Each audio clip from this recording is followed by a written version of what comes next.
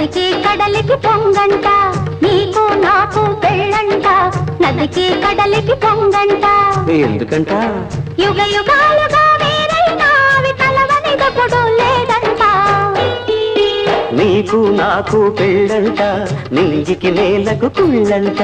నదికి కడలికి పొంగంట